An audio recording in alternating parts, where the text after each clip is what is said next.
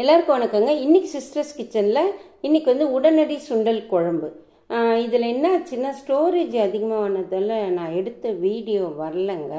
அதனால் உங்களுக்கு முழுசாக குழம்பு காமிக்க முடியல. ஆனால் ஓரளவுக்கு நான் சொல்லிடுறேன். அந்த மெத்தட் வச்சு நீங்கள் வந்து செஞ்சுக்கோங்க. ஃபஸ்ட்டு வந்து சுண்டலை 2 தடவை கழுவிக்கங்க. நல்லா ஒரு விசில் விட்டுருங்க. அது அப்படியே 1 மணி நேரம் இருக்கட்டும். 1 மணி நேரம் கழித்து திருப்பி 7 விசில் விடுங்க. நல்லா சாஃப்டாக சூப்பராக வெந்துடும். சாதாரணமாகவே நான் ஊற வச்சாலே 7 விசில் தான் விடுவேன்.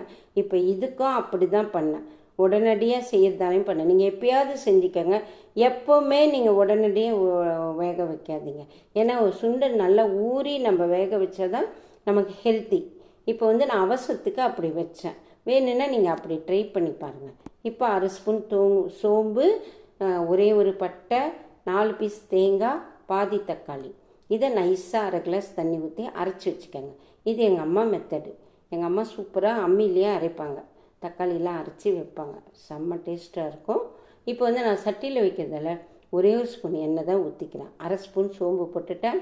அப்புறம் சோம்பு செவந்தவுடனே ஒரு வெங்காயம், பாதி தக்காளி, 3 பச்சை மிளகாய் நல்லா கீறி சேர்த்துட்டேன். எல்லாத்தையும் ஒன்றாவே போட்டுருங்க. ரொம்பலாம் வதக்க வேணாம்.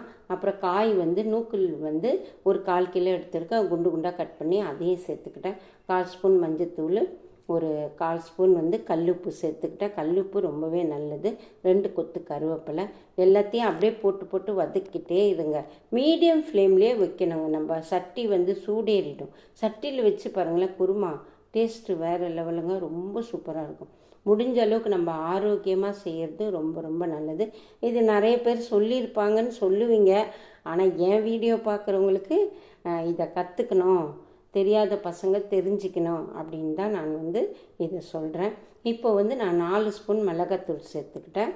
நீங்கள் வந்து எங்கள் வீட்டு குழம்பு மிளகாத்தூள் கரெக்டாக இருக்கும், வந்து காரம் கரெக்டாக இருக்கும். நான் அதனால் 4 ஸ்பூன் சேர்த்துக்கிட்டேன்.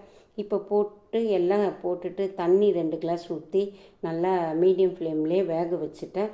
சுண்டலும் நல்லா வெந்துருச்சு. அதுக்கப்புறம் கலந்து தேங்காய் அரைச்சதை ஊற்றி ஒரு கொதி விட்டு இறக்குனிங்கன்னா சூப்பர் குருமாங்க. அதுக்கப்புறம் வேர்க்கடலை தொக்கு தான் செஞ்சேன். இது பச்சை வேர்க்கடலை வாணலில் சும்மா 5 நிமிஷம் வேக வச்சுட்டு கத்திரிக்காய் போட்டு செஞ்சேன். இன்றைக்கி சூப்பர் சமையலுங்க.